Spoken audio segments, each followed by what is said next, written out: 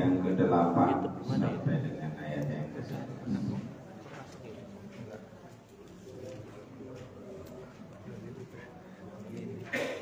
Surah yang ke-13, surah Ar-Ra'd.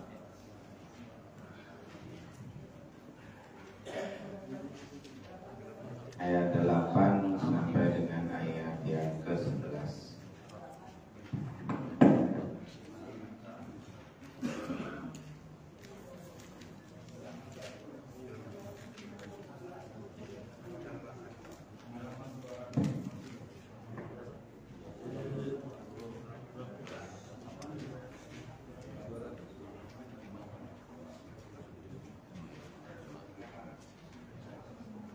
Sudah ketemu?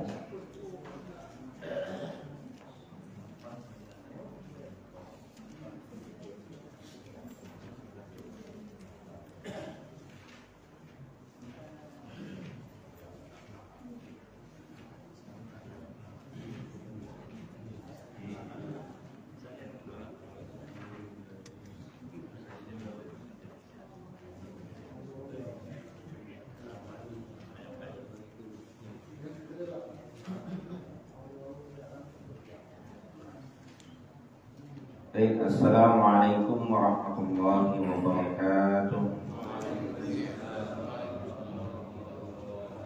Alhamdulillahilladzi anzala ala 'abdihi al-kitaba wa lam yaj'al lahu 'iwaja qayyiman liyundhira ba'san shadida min ladunhu wa yubashshira al-mu'minina alladhina ya'maluna 'amalan shalihan. Wassalatu wassalamu ala asyrafil anbiya'i nabiyyina wa ala alihi wa ashabihi qudwatina, amma ba'd. Kita panjatkan puji syukur kehadirat Allah Subhanahu wa ta'ala karena kita masih dijumpakan pada hari ini.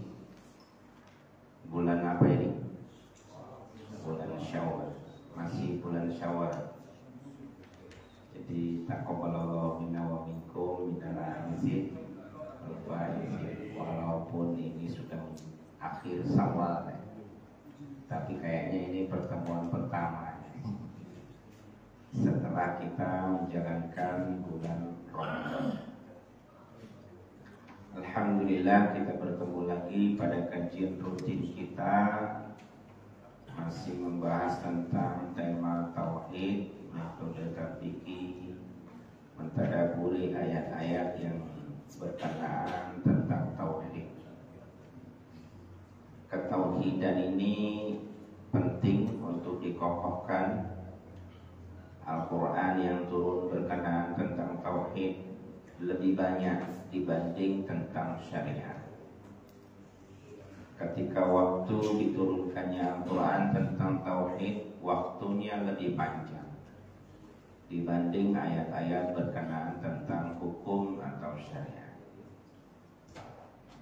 Ya, alhamdulillah kita dihadirkan kembali pada pertemuan ini.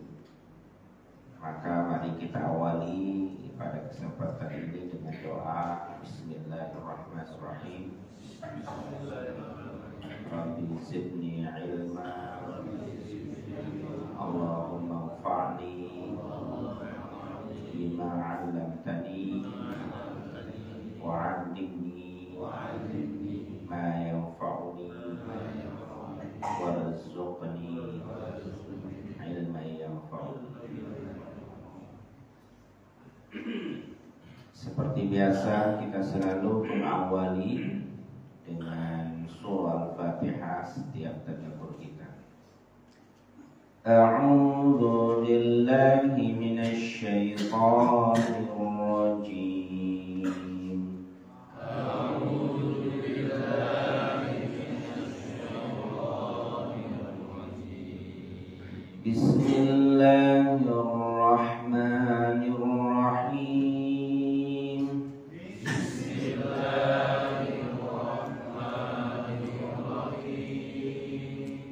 Alhamdulillahi Rabbil Alamin.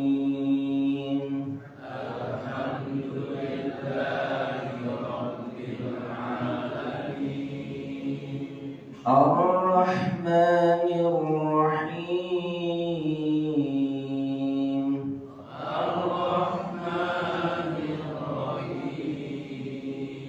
Maliki Yawmiddin.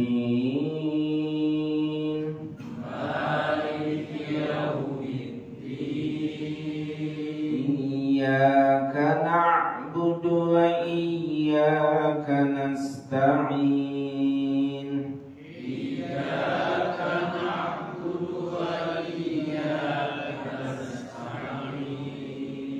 Ihdinas siratal mustaqim.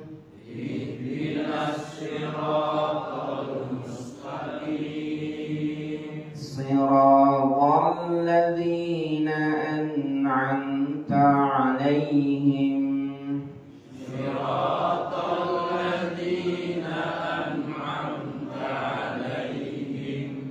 Ghairil maghdubi 'alaihim waladdallin.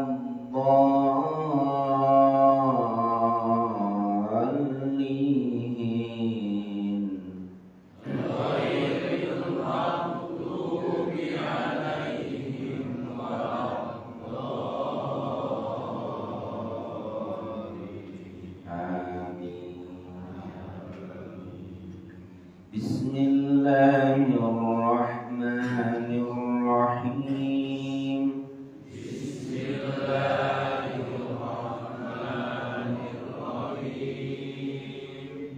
Allahu ya'lamu ma tahmilu kullu unsa wa ma taghidul arham.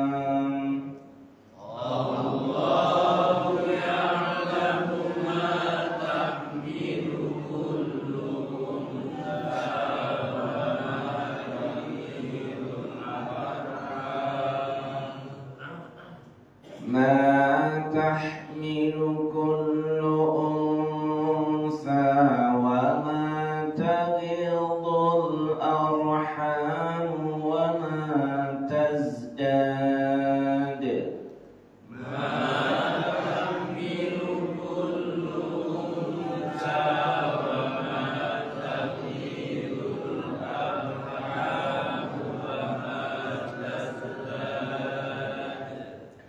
وكل شيء عنده بمقدار.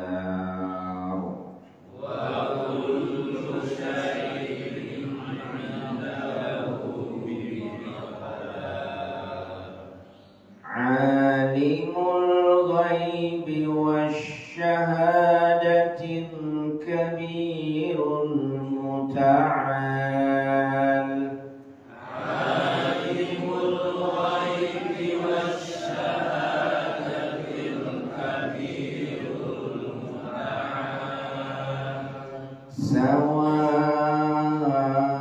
سواء منكم من أسر القول ومن جهر.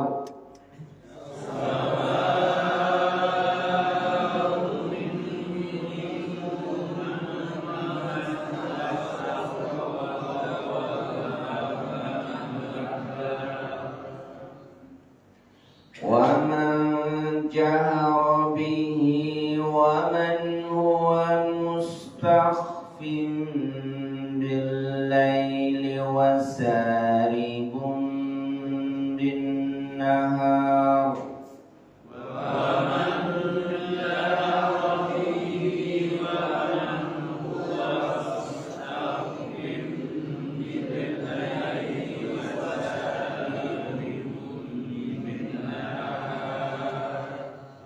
له معقبات من بين يديه ومن خلفه يحفظونه.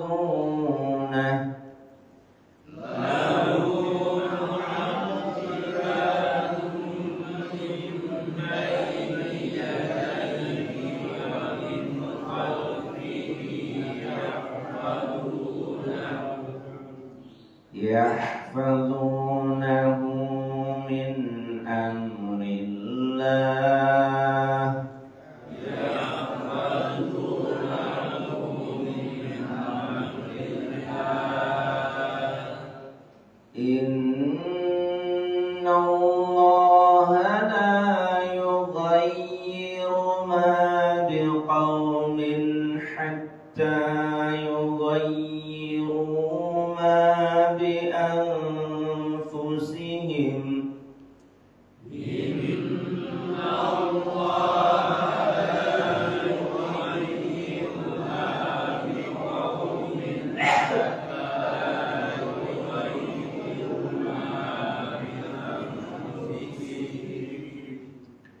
وإذا أراد الله بقوم سوءا فلا مرد له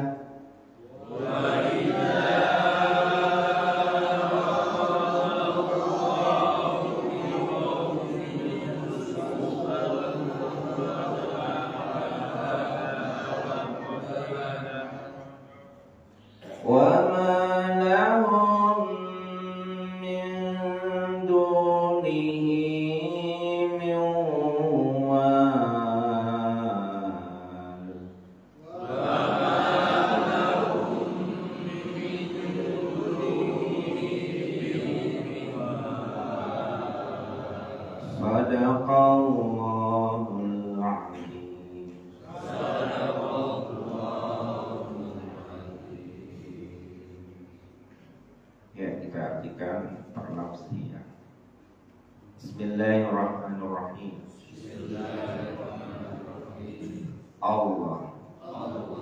Allah itu ya'lam, mengetahui, ma tahmilu, apa saja yang dikandung, kullu unsa, oleh setiap wanita, wa ma taghidu, dan apa saja yang kurang, al-arham, di dalam rahim, wa ma tazdadu, dan apa yang berlebih, wa kullu syai'in, dan segala sesuatu, indahu, di sisi Allah, bimiqdarin, dengan takaran, alimul ghaibi, maha mengetahui kegaiban, wasyahadati, maha mengetahui yang nampak,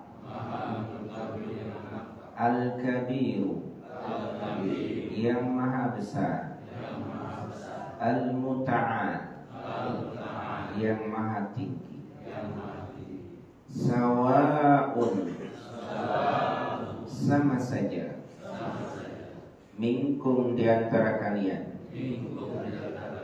man asarra, siapa yang merahasiakan, al-qawla, perkataan, wa man jahara, dan siapa yang mengeraskan,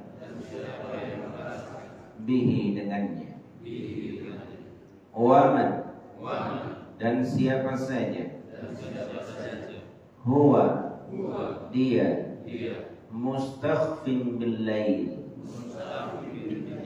bersembunyi di malam hari, wasaribun bin nahar, dan berjalan di siang hari, lahu, bagi manusia, mu'aqibatu, ada penjaga-penjaga, min baini yadayhi, di hadapannya, wa min khalfihi, dan di belakangnya, yahfazunahu, mereka menjaganya, min amrillah, dengan ketentuan Allah.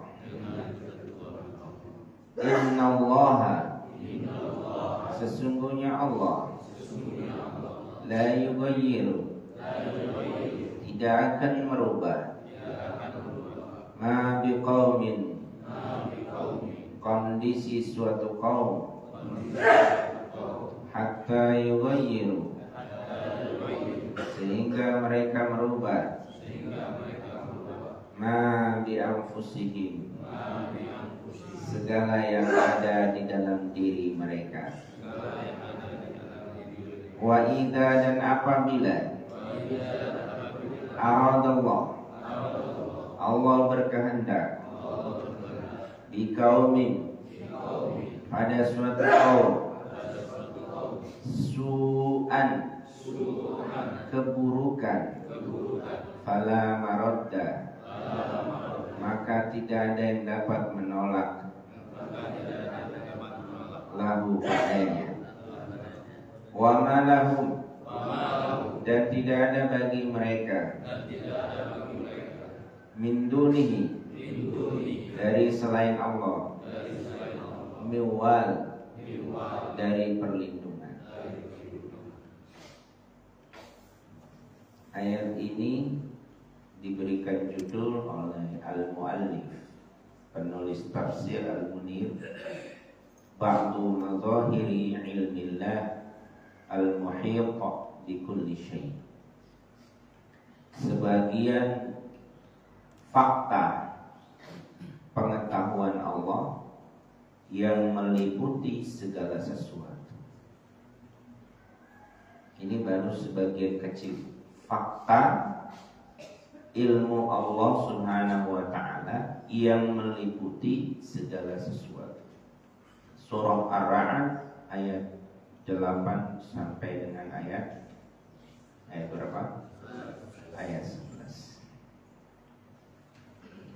Pertama, Allah Subhanahu wa ta'ala mengawali kata di dalam ayat ini, kata baku, Allahu ya'lam, susunan kata baku. Kata baku ini adalah ketetapan yang tidak bisa berubah, sama dengan alhamdulillah, segala puji itu bagi Allah. Allahu ya'lam, Allah itu mengetahui. Ya'lam, mengetahui. Asal katanya ain, lam, dan mim. Kalau ainnya dikasih alif, jadi alim. Kalau lamnya dikasroh jadi alim. Kalau lamnya di fathah jadi alam. Kalau ain, lam, dan mim tidak dikasih alif jadi ilmun. Nah itu ya. Jadi ada ilmun, ada alim, ada alam. Kalau alam adalah objek dari alim. Kalau ilmu adalah pengetahuannya, isi kandungannya. Dan Allah ya'lam, Allah menguasai semuanya. Nah yang disebut setelahnya ini ma tahmilu kullu unsa wa ma taghidul arham wa ma tazdad. Allah ingin mengarahkan kita kepada wanita. Ada yang kenal di sini wanita? Ya. Kenapa Allah menyinggung pertama kali tentang wanita? Karena dari sanalah sumber kita, betul? Di sini ada yang tidak dari wanita, yang lahirnya dari mana? Ya, ada. Semua kita lahir dari sana. Maka lelaki sejati itu yang menghargai wanita, menghargai, menghormati. Allah menyatakan Allahu ya'lamu ma tahmilu kullu unsa. Allah Maha mengetahui segala sesuatu yang dikandung oleh wanita. Wa ma tagidul arham wa ma tazdad. Apa yang rahimnya itu ada kekurangan dan apa yang di dalam rahimnya itu ada kelebihan Allah tahu. Allah tahu yang ada di rahim itu laki-laki atau perempuan. Allah tahu yang di dalam rahim itu sempurna atau ada kekurangan. Allah tahu apa yang ada di rahim itu nanti hidupnya, umurnya, rizkinya, bahagia atau sengsaranya Allah tahu. Semuanya Allah tahu. Yaitu tentang segala sesuatu yang ada di dalam rahim. Nah, hebatnya di sini arham, kata-kata arham, akar katanya apa itu arham? Roh, ha, dan mim. Rahim. Kemudian kalau kita baca ayat pertama di dalam Al-Quran itu apa? Bismillahirrahmanirrahim. Sifat Allah ada berapa di situ? Ada doa Ar-Rahman dan itu akar katanya apa? Ar-Rahman dan Rahim. Roh, ha, dan mim. Maka di sini wanita harus merasa beruntung. Karena di dalam wanita itu ada anatomi tubuh yang itu dikaitkan dengan sifat Allah. Rahim. Maka Allah memberikan kewajiban kepada kita untuk silatul rahim. Dengan silaturahim itu tercipta ukhuwah, persaudaraan. Tuh, ya. Maka kenapa ada undang-undang di dalam Islam? Kalau untuk mendapatkan keturunan harus melalui proses sakral pernikahan. Tidak sembarangan. Main ya, tanpa ada proses ijab kabul, ada saksi pernikahan. Maka berzina sebelum ada ikatan pernikahan, hasil zinanya itu tidak bisa dinasabkan kepada ayah biologisnya. Itu sebagai hukuman. Kalau itu terjadi, maka akan dibaca oleh sejarah kehidupan kita.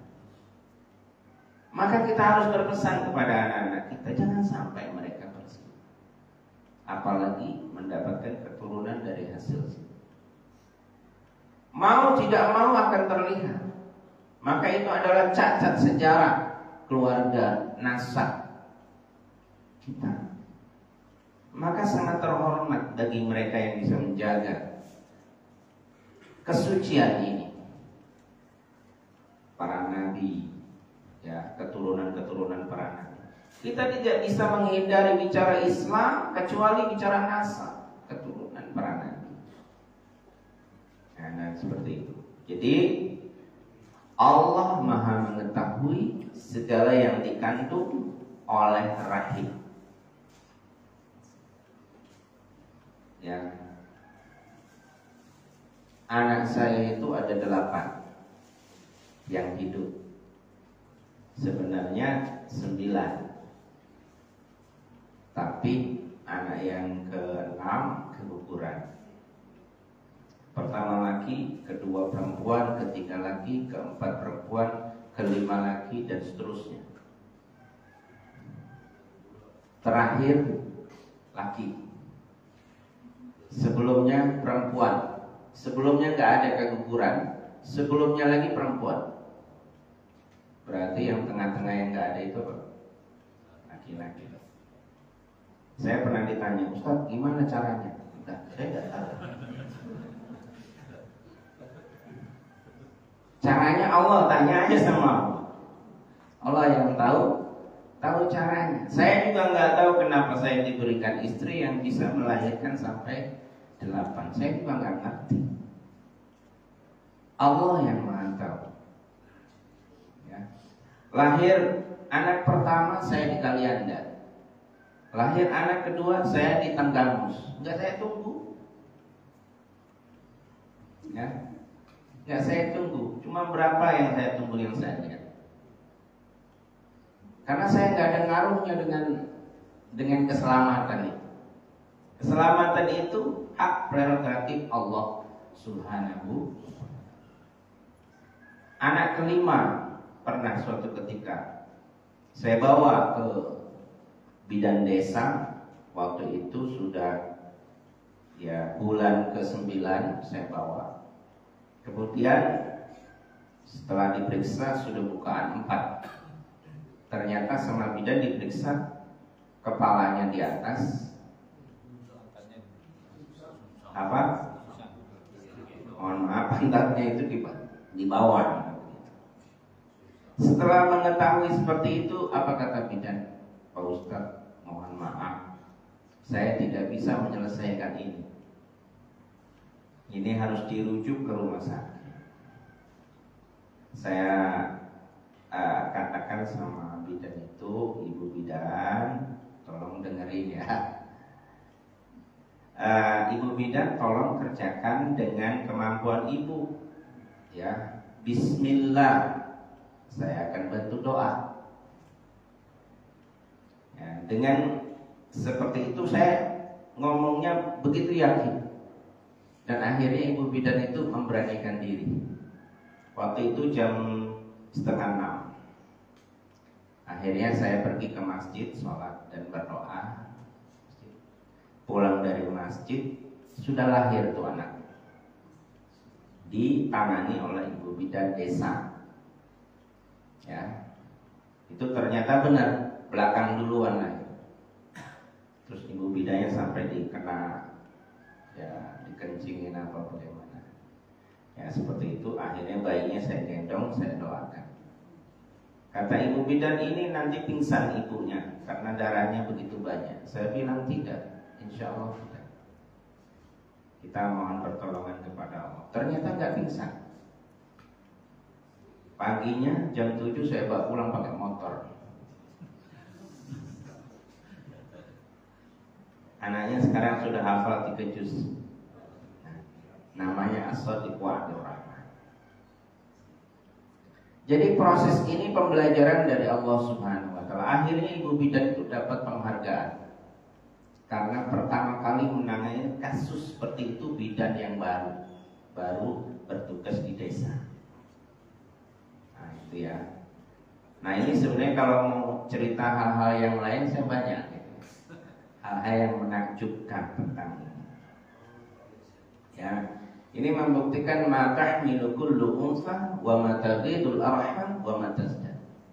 Maka saya aneh kalau ada wanita sekarang itu takut melahirkan. Takut melahirkan secara proses yang alami. Itu buatan Allah. Allah Maha tahu. Ini praktek ayat ini. Tolong dipraktekkan di dalam kehidupan. Wa kullu syai'in 'indahu bimiqdar. Dan Allah itu menciptakan sesuatu itu dengan takaran-takaran yang presisi yang begitu luar biasa. Takaran yang luar biasa, presisi yang luar biasa. Kalau ada kematian atau ada kegagalan, itu karena Allah yang menginginkan. Dan itu akan diciptakan oleh Allah sebagai ujian bagi orang tuanya. Mau bagaimanapun kita, tidak mungkin itu bisa kita ubah. Nah itu wa kullu syai'in 'indahu bimiqdar. Takaran. Allah tahu bayi itu hidupnya seperti apa. Coba kita lihat, sering kita lihat di transmigrasi desa-desa terpencil itu kalau melahirkan di mana? Bidannya jauh, kadang-kadang hamil dibawa pakai apa? Perjalanan gitu, akhirnya melahirkan di perjalanan. Orangnya hidup, bayinya hidup sampai tua. Giliran yang melahirkan di rumah sakit Singapura di mana? Nggak hidup. Ya. Jadi ini cara kita memahami bahwa hidup ini semuanya milik Allah dan Allah Maha tahu. Dimiqdarin dengan takaran-takaran yang luar biasa. Alimul ghaibi wasyahadah. Allah itu mengetahui sesuatu yang gaib dan sesuatu yang tampak. Sekarang banyak orang yang bersandar kepada teknologi sains, ilmu sains dan teknologi. Sehingga dengan ilmu sains itu semuanya dilogikakan. Allah itu nggak ada katanya. Kenapa? Nggak pernah kita temukan. Karena ilmu sains itu hanya berpanduan kepada sesuatu yang objek yang nyata, yang materi yang nyata. Maka di sini Allah mengatakan Allah itu mengetahui bukan hanya yang nyata, tetapi sesuatu yang tidak nyata, yang tidak bisa ditangkap oleh sains. Contohnya apa? Contohnya kalau orang meninggal. Orang meninggal itu kalau nyawa masih di kantong badan, dari mulai ujung kaki, kemudian merambat ke betis, merambat terus sampai terakhir di yugorgir di sini. Yugorgir. Kalau belum sampai sini masih diterima taubatnya. Malam yugorgir. Tapi kalau belum masih sampai ke dada, masih sadar, kita masih bisa taubat. Tapi kalau sudah yugorgir, tidak bisa. Kemudian habis, seluruh tubuhnya sudah dingin, sudah tidak ada apa-apa. Ternyata teknologi mampu mendeteksi di sana ternyata di unsur otaknya masih ada kehidupan selama 7 menit. Ketika diungkap ternyata di sana membayangkan sesuatu peristiwa, mereview ulang kehidupannya dari mulai bayi dan seterusnya. Setelah itu gelap, artinya sains dan teknologi tidak lagi bisa mendeteksi.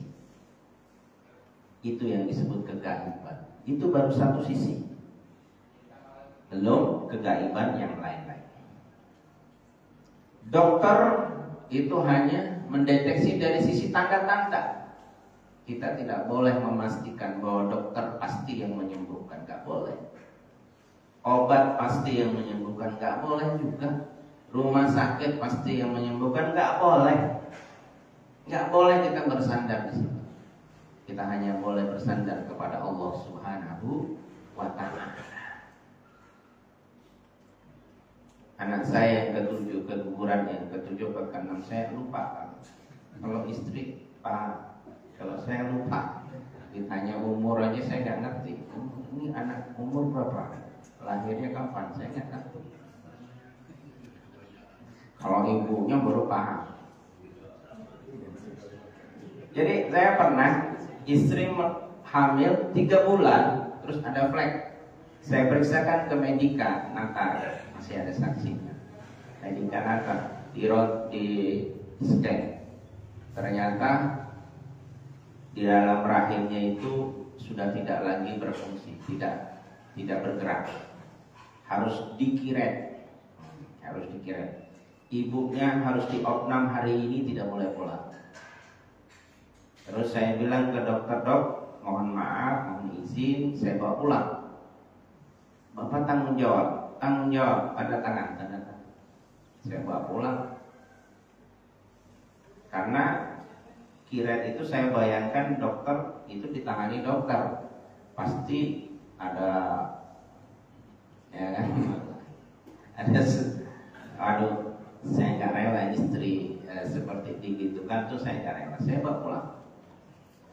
Akhirnya saya pakai herbal selama 3 hari, keluar sendiri di kamar mandi.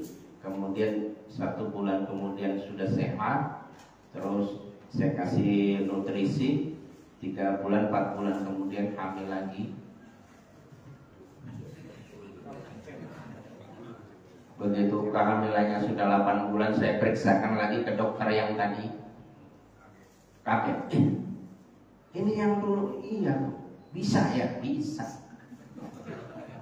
Alimul ghaibi wasyahadah, Al-Kabirul Muta'al, yang maha besar dan maha tinggi. Sawa'un minkum, ini sampai jam berapa? Jam 11. Jam 11. Sawa'un minkum man asarral qawla wa man jahara bihi wa man huwa mustakhfin bil laili wasariqun bin nahar. Allah jelaskan, Allah itu mengetahui segalanya, yang dirahasiakan maupun yang ditampakkan.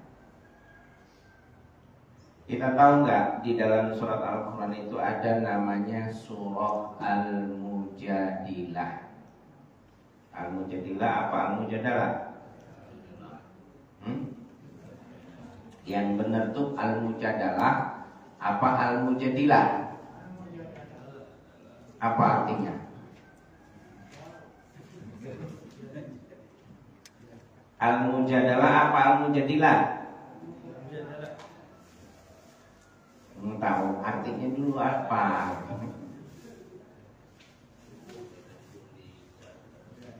Ya, kalau kita lihat dari sisi makna, yang benar itu adalah Al-Mujadilah. Ya, biasa orang menyebutnya Al-Mujadalah, Al-Mujadilah. Ya, ayat pertamanya gimana tuh bunyinya?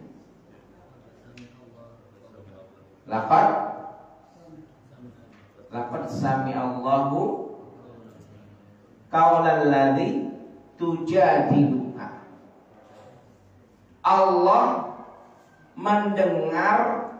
telah mendengar percakapan kalian atau wanita yang protes kepada kalian. Jadi ada ayat turun tuh gara-gara perempuan. Ada ayat surah ini turun gara-gara seorang wanita yang berani kepada Nabi Muhammad SAW. Berani membantah, bukan berani taat, berani membantah kepada Nabi. Maka ayat ini tuh, saya tahu ceritanya Pak. Ya.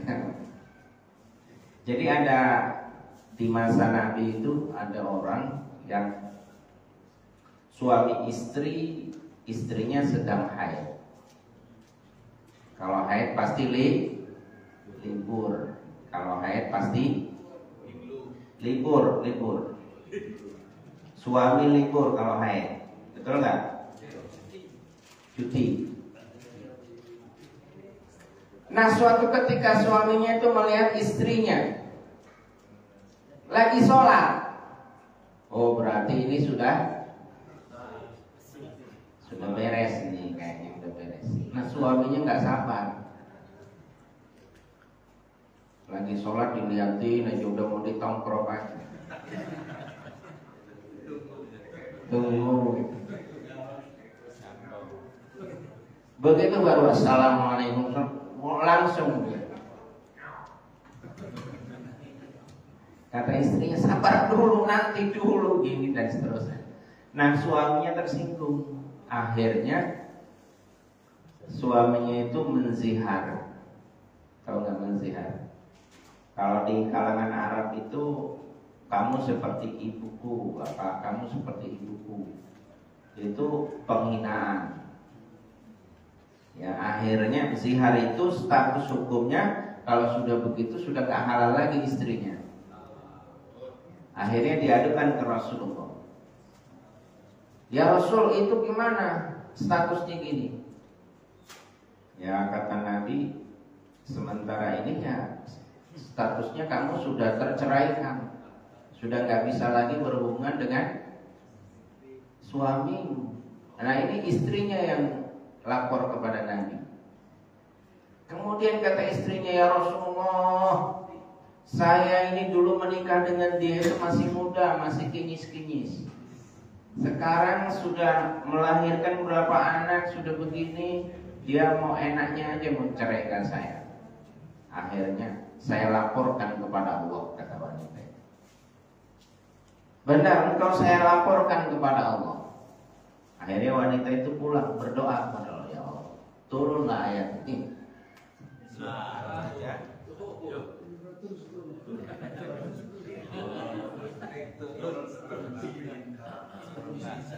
Listriknya juga turun. Banyak jadi. Ya. Baik, jadi itulah kisahnya sehingga ini mengingatkan kepada kita, mendidik kepada kita bahwa Al-Quran itu benar-benar menceritakan sesuatu bukti bahwa Allah Subhanahu wa taala itu Maha mengetahui segala sesuatu yang terjadi. Ya. Nah, kemudian saya singkat langsung kepada teks yang terakhir. Innallaha la yughayyiru ma biqaumin hatta yughayyiru ma bi anfusihim. Gimana Pak bunyinya? Innallaha la yughayyiru ma biqaumin hatta yughayyiru ma bi anfusihim. Ayat ini viral. Ayat ini sering dijadikan motivasi oleh sebagian banyak orang. Kalau diterjemahkan, sesungguhnya Allah itu tidak akan merubah nasib suatu kaum kecuali kaum itu sendiri yang merubahnya. Nah, kalau kita lihat dari terjemah ini maknanya apa? Maknanya apa? Yang merubah nasib kita itu siapa? Diri kita sendiri. Kalau selama ini yang kita pahami begitu, bukan? Salah berarti. Itu adalah pemahaman yang salah. Itu nggak boleh dilanjutkan. Tidak ada ketetapan itu pada diri kita tuh nggak ada. Ketetapan itu mutlak dari Allah Subhanahu wa ta'ala. Innallaha, sesungguhnya Allah, la yughayyir, tidak akan merubah ma biqaumin, kondisi suatu kaum, hatta yughayyiru, sehingga mereka merubah ma bi anfusihim, apa yang ada di dalam diri mereka. Maksudnya apa yang dirubah itu? Yang dirubah adalah kenikmatan. Allah memberikan nikmat kepada seluruh manusia. Setiap kelahiran itu Allah berikan nikmat. Apa di antara nikmat yang terpenting? Nikmat yang terpenting adalah kondisi manusia terlahir dalam kondisi fitrah. Apa fitrahnya? Suci, ya tahu. Fitrahnya apa? Fitrahnya itu adalah Islam. Ya, nanti bisa baca di surat Ar-Rum. Fa'aqim wajhaka lid-dini hanifa fitratallahi allati fataran nasa 'alaiha. Ya, tegakkan agama, karena agama Islam itulah fitrah manusia. Jadi manusia lahir dimanapun itu statusnya muslim. Benar Pak Ustaz? Benar.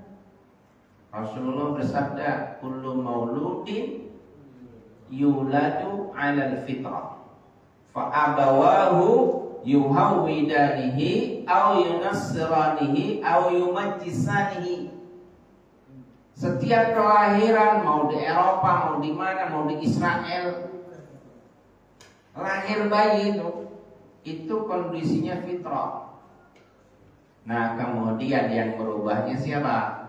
Fa'abawahu. Abawahu itu diartikan ayah, nasabnya, lingkungannya, pendidikannya yang merubah anak itu menjadi berkeyakinan selain Islam. Nah, Allah itu sebenarnya tidak mau merubah itu, tapi yang merubah siapa? Manusia itu sendiri. Nah, itu maksud daripada innallaha la yughayyiru ma biqaumin hatta yughayyiru ma bi anfusihim. Nah, gitu ya. Jadi kita biasanya dikasih untuk motivasi. Kamu kalau mau kaya, ya kamu sendiri harus berjuang. Ya, sekolah yang tinggi, kemudian bisnis yang benar. Allah tidak akan merubah kamu. Biasanya gitu. Allah tidak akan merubah suatu kaum sampai kamu sendiri. Walaupun dia berjuang semaksimal mungkin, ternyata tidak semua orang menjadi kaya. Saya pengen jadi dokter, ternyata dia jadinya bukan dokter. Ya. Saya pengen jadi tentara, ternyata dia jadinya bukan. Tukang bakso begitu pengen terkenal seluruh Lampung, ternyata yang terkenal cuman. Ya enggak, Pak? Ada berapa tukang bakso nih? Tapi yang bertahan dan terkenal viral di benak kita cuma ya. Kalau itu pemahaman la innallaha la yughayyiru ma biqaumin hatta yughayyiru ma bi anfusihim, pemahaman seperti tadi diterapkan dalam kehidupan nyata, gak nyambung. Kita nih doanya apa? Pengen anak-anak kita ini jadi kaya semua enggak? Tapi kenyataannya tidak semua ya. Anak kiai punya anak, anaknya tidak jadi banyak. Anak Nabi loh, Nabi Yakub punya anak 11. Di antaranya itu ada namanya Yahuda. Nah, jadi Yahudi itu sekarang. Itu dijuluki Bani Israel. Anaknya Israel. Israel itu siapa? Nabi Yakub. Oh. Nah, jadi Israel itu nggak buruk, enggak. Nama Israel itu bagus. Isra itu hamba, il itu Allah. Jadi Israel itu hamba Allah. Lihat di dalam tafsir Aisarut Tafasir Al-Jazairi. Jadi Israel itu asalnya itu nama bahasa Ibrani. Isra itu hamba, il itu Allah. Jadi beda, Pak. Israel secara nasab dengan orang Israel zaman sekarang. Sekarang ini ada orang Jawa jadi orang Israel karena dia pindah ke Israel jadi warga negara. Dia pulang ke Indonesia, orang Israel. Jadi beda dengan Bani Israel yang secara kasar. Memang kalau ditelusuri, dibahas, kita hampir seluruh sejarah agama kita itu enggak lepas dari Bani Israel. Enggak lepas dari yang namanya Baitul Maqdis, enggak lepas yang namanya Al-Quds, Al-Aqsa. Oleh karena itu kita membela Al-Aqsa itu bukan masalah genosida saja, tapi itu adalah kesucian kita, akidah kita. Maka para nabi itu enggak pernah lewat dari situ. Nabi Muhammad ngimami sholat para arwah itu di mana? Di situ. Maka sampai kapanpun kita harus berjuang untuk membela supaya Palestina itu merdeka. Nah gitu ya. Jadi kembali lagi kesimpulannya, kita hari ini belajar tentang Allah Ya'lam. Dan pengetahuan Allah itu bimikdar. Bimikdar itu tertakar. Ya, tertakar itu nggak perlu saya jelasin lagi. Tertakar, terukur, ini sudah presisi.